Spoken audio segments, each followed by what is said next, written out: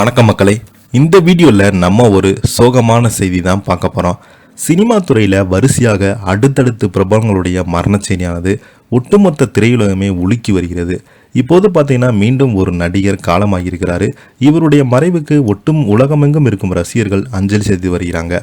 யார் அந்த பிரபலம், அவருக்கு என்னாச்சு, என்ன தகவல்னு வாங்க இந்த வீடியோவில் விரிவாக பார்த்து தெரிஞ்சுக்கலாம்.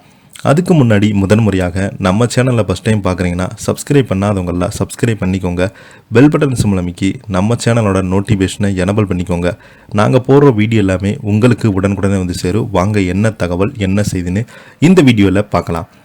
பிரபல ஆஸ்கார் நடிகர் திடீரென காலமாகியிருக்கிறாரு. ஹாலிவுட்டில் நடந்த பெரும் சோகம். இணையதளத்தில் வைரலாகும் செய்தி. பிரபல ஆஸ்கார் விருது வென்ற ஹாலிவுட் நடிகர் மற்றும் இயக்குனர் ராபர்ட் ரெட்ஃபோர்ட் இவங்க காலமானதாக தகவல்கள் வெளியாகியுள்ளது. இவங்களுக்கு வயது 89. இவங்க அமெரிக்காவினை விட்ட மலையில் இருக்கும் சண்டாசின் உள்ள அவரது வீட்டில் காலமாகி போயிருக்கிறாங்க. 1960களில் பிரபல நடிகர் தி கேண்டிடேட், ஆல் தி பிரிஸ்டான்ஸ்மேன் மற்றும் தி வீக்கேர் போன்ற படங்கள் மூலம் உலக புகழ் பெற்றிருக்கிறாரு.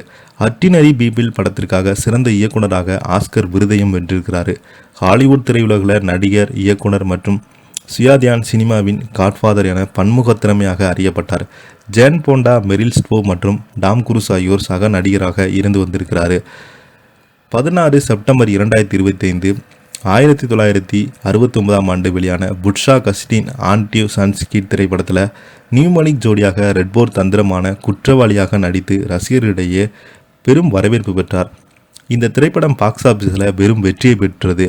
1973ஆம் ஆண்டு சிறந்த படமான ஆஸ்கர் விருது பெற்ற தி ஸ்டிங் படத்தில் அவங்க நியூமானுடன் இணைந்து, மேலும் அவங்க 1985ஆம் ஆண்டு சிறந்த படமான அவுட் ஆஃப் ஆப்பிரிக்கா படத்தில் நடிச்சிருந்தாங்க. 2013ஆம் ஆண்டில் ஆல் ஈஸ்ட்லஸ் திரைப்படத்தில் கப்பல் விபத்துக்குள்ளான மாலுமியா நடித்த படத்தின் ஒரே நடிகராக இருந்தாங்க. 2018ஆம் ஆண்டு அவங்க தனிய பிரியாவிடை திரைப்படமான தி old man and the can படம் உலகம் முழுவதும் பெரும் புகழை பெற்றது. 80 வயதில் தன் ஓய்வு பெறுவதற்கு முன்பு என் மனைவி மற்றும் குடும்பத்தினுடன் அதிக நேரம் செலவழிக்கும் நேரம் வந்துவிடும் என பதிவிட்டிருந்தார்.